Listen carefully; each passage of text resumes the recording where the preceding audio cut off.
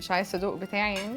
ده انا هشفطر الانتيك. السلام عليكم، ايه الاخبار؟ لو انتوا كويسين انا كويس. وانا لقيت اليوتيوبرز كلهم ده بجمله ثابته في كل فيديو، فقلت ايه، انا مش يوتيوبر ولا ايه؟ ما انا 16000 وبتاع والدنيا الله اكبر يعني. خلاص بعد كده بقى ايه، ما حدش يتكلم معايا في الدي امز يا جدعان، الله يبارك لكم.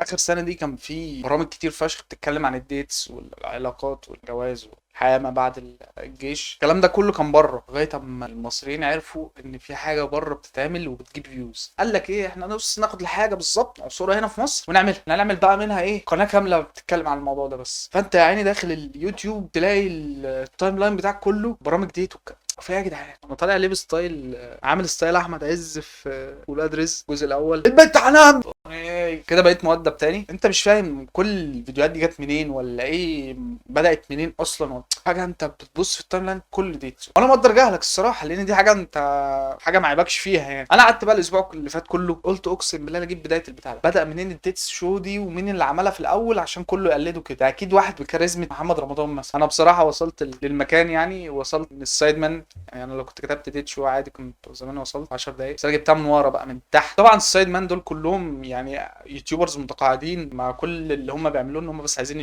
ياخدوا الريفينيو من اليوتيوب، ياخدوا فلوس وخلاص. لدرجه ان في فيديو انا مش عايز اجيب سيرته يعني، يا رب سامحنا يا رب، بس هو فيديو يعني ما ينفعش. البنت طالعه السايد مان بقى ايه، بدأوا الكلام ده بس برضو ما الكلام ده ما يجيش عليا. لا قعدت ادور اكتر واكتر لغايه اما وصلت اليوتيوبر مش عايز اجيب سيرته برضو، لان هو اسوأ حاجه انت ممكن تشوفها فعلا في اليوتيوب، يمكن اسوأ من فيديوهات جبس مصر، حاجه بشعه. المهم ان اليوتيوبر ده بدأ ازاي، قال لك يعمل برنامج تندر فاهم، يعمله في الحياه الحقيقيه بشكله عامل ازاي، والفيديو هيضحك وبتاع. طبعا انا مش يعني مش واثق 100% ان هو ده اول فيديو، انا مش فرد امن في اليوتيوب يعني، مش شوف مين اللي داخل واللي خارج. انا بدور ولقيت ده اقدم فيديو كان من 8 سنين، ومش عايز اجيب سيره الفيديو ولا اسم القناه عشان بصراحه احنا داخلين على رمضان، مش عايز ذنوب كتير يعني. طبعا المصريين بقى ايه، احنا متعودين اصل احنا نشوف الحاجه بره يقول لك الاجانب دول ده بروفيشنال، ده ناس جميله، نعمل نفس اللي هم بيعملوه، سينما اغاني بني ادمين، احنا بقينا زيهم بالظبط، نحتوا النحتايه دي وخلاص عملوا لك برامج يوتيوب. بالمناسبه يا جدعان احنا يعني احنا ليه بجد شايفين الجزء الوحش من الاجانب وسايبين الجزء كويس يعني؟ في مليون برنامج تاني موجودين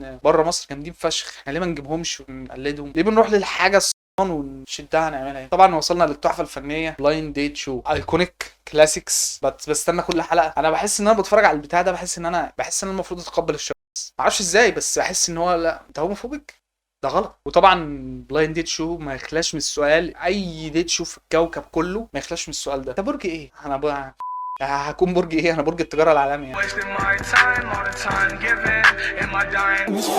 في ناس كتير فشخ مقتنعه بحته الابراج دي، ولا وحظك من برجك ومش عارف برج الكلبه بيتناسب مع برج المعزه. انا اللعبه دي يعني الابراج دي سمعت عنها وانا في تانية ابتدائي فاهم، وحاجه كده كانت دمها خفيف وبنهزر، وانا بكره هنجح وبعد بكره هبقى مليونير، والنهارده لا هصحى يبقى عندي سوشيال انكزايتي. الابراج دي انا مش فاهمها. طبعا انا لو دلوقتي لو انا برج العقرب ابقى انا بتمتع بعاطفه وعزيمه كبيره فاهم، بس دي الايجابيات. السلبيات بقى ايه، محب للتملك فاهم، سيدستك كده وفضولي ومتسلط. ماشي مش مشكله دي. هنقول ايه اول برج؟ تاني برج القوس، مرح ومتفائل، شخص غير مسؤول وشخص سطحي الى حد كبير. طبعا دي السلبيات ودي الايجابيات، شخص غير مسؤول وسطحي دي اكيد الايجابيات بتاعته. الجدي يتميز بالعاطفه والعقل، والسلبيات ان هو بيتمسك بالعادات والتقاليد لدرجه مبالغ فيها. ده اكيد الجدي ده برج الصعايده كلهم على مؤاخذه يا جدعان. بصوا انا صحابي صعايده، قعدتي صعايده، انا اصلا فلاح ده مبدئيا، اي نعم ما عشتش شويه في الفلاحين،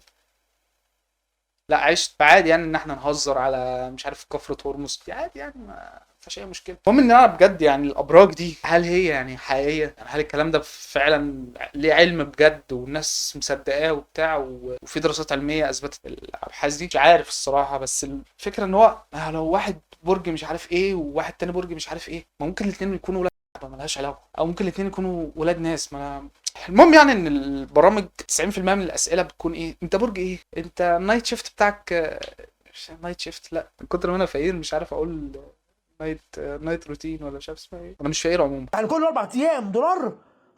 اسئله كلها بتتمحور حاجات سطحيه فشخ. لو انت لو جيت تتقدم لواحده ودخلت تسال ابوها يا بنت حضرتك برج ايه، افترضنا ان هي طلعت مثلا برج الجوزاء، وانت للاسف يعني معاذ الله انت برج الجدي، انت شخص متمسك بالعادات والتقاليد وهي شخص تقلبات مزاجيه بشكل مبالغ فيه، فانت لا احنا كده تاخد بعضك وتمشي واهلك بقى يمشوا ويفركشوا القعده. كل ده بس لاجل ان هي برج تاني مختلف عن برج. الكلام ده ما بيحصلش. لو دخلت على ابوك وامك وقلت لهم انتوا برج ايه، ممكن الاثنين يطلعوا برجين ما لهمش اي علاقه ببعض والدنيا معاهم في السليم وانت ابنهم وخلفوك وبياكلوك ويشربوك وحياه سعيده وبتاع. انما تيجي في البلايند ديت شو لا استنى انت برج كذا، لا انا هاخد بعض، ده هيجيب لي النحس. نبعد بقى عن حته الابراج دي عشان هي طولت فيها قوي ونروح لحته تانية. الاسئله السطحيه اللي بيسالوها يعني يقول لك انا بحب اصحى الصبح امارس الرياضه وانزل اجري واخد دش ساقع. او مين بيعمل كده؟ او مين فعلا انت يومك كده ماشي بسكريبت؟ انت اي يعني انا امبارح كنت صاحي عند واحد صاحبي، النهارده صاحي في اوضتي. مش عارف بقى يعني انتوا مكتوب لكم سكريبت الحياه؟ الاغنياء كتب لهم كده سكريبت، بص هتصحوا تعملوا كذا كذا كذا كذا. لو خرجوا من السكريبت يبقى الدنيا بايظه معاهم بقى كده، ياخدوا ايه من حسابهم من البنك بقى يبتدي يبقى بالسالب. خلاص بلايند ديت شو بيجيبوا مشاهير وكريم قاسم ده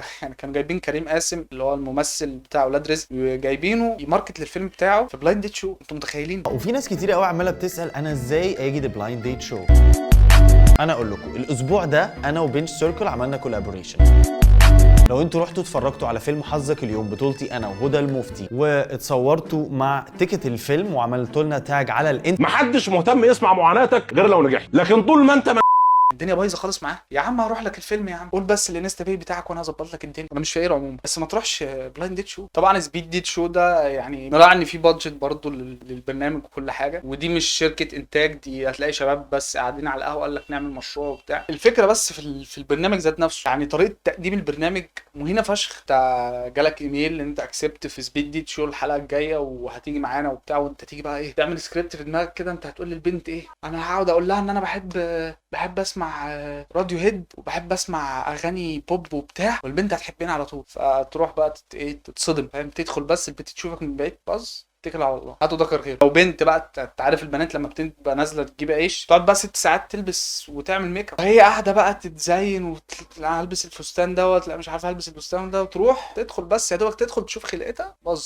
هل الاثنين دول هيرجعوا تاني بني ادمين طبيعيين؟ انا متاكد ان الاثنين دول بعد ما يخلصوا الحلقه هينزلوا بقى ايه سيريال كيلرز في الوادي الجديد، مش هيرجعوا طبيعيين تاني. لان دي اكتر طريقه مهينه ممكن بني ادم يترفض بيها، يترفض قدام ناس كتير فشخ في الاستوديو، ما بالك بقى اللي لسه بيشوفوا الحلقه. ولو قلنا يا سيدي ان انت اتقبلت، تيجي بقى تقول ايه لابنك؟ بص يا ابني ده انا زمان كان في بنت سبيد ديت شو قبلتني. ابنه بقى يقول له دي مين دي؟ يقول له امك يا ابني. الواد بقى خلاص سيريال كيلر برضه هينزل يقتل الناس في الوادي الجديد يعني مش هيبقى طبيعي. طبعا زي ما قلنا البادجت مش كل حاجه والكواليتي مش اهم حاجه، بس برضه كواليتي الناس مش يعني برضه كواليتي الناس اللي بتستضيفوهم لازم تبقى مهمه يعني انتوا بتروحوا تجيبوا صفقه بني ادمين وتيجوا تهدفوهم كده في الاستوديو يلا صور يعني، هاتوا حد مشهور، هاتوا اي حاجه، بحيث ان هم جايبينهم من على قهوه في مدينه نصر الزيت اتعمل مستعمل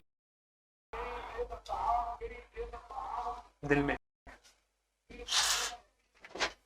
طالبك تغسل ده وطي صوتك يا ابني انت بني ادمين ما يجوش الا بالعين الحمراء. هو احنا كنا في ايه؟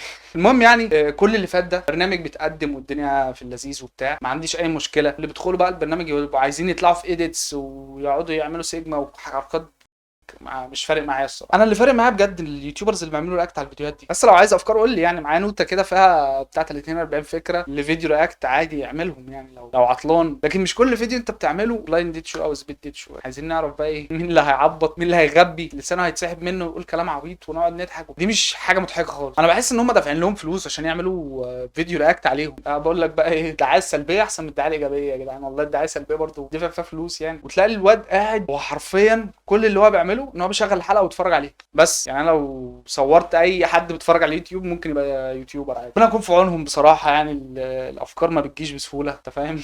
عامل فيديو عن بلايند ديت شو انا عامله بس عشان لقيت الناس كلها بتجيب فيوز فقلت اما اعمل. كمان مش فارق معايا والله، انا كاتب 6 7 افكار قلت اعملهم زي ما يجوا بس قلت لا لازم برضو ايه نجرب الحاجات الترند دي، يمكن الحاجات الترند دي تجيب مع الناس برضو. الفيديو ده اكتر فيديو عشوائي صورته. الفيديو طبعا مش سكريبتد، انا كتبت بس الجمله اللي المفروض هقولها في اول الفيديو اللي هي التحيه والسلام وبتاع. ايه الاخبار؟ لو انتوا كويسين مفيش اي سكريبت فاهم، انا طالع بتكلم عادي بدردش معاكم دوت بس فيديو بسيط كده عم اجهز الفيديو الجديد يعني احتمال يعجبكم. ادعوا بس ان الفيديو يكمل وبس كده يا جدعان.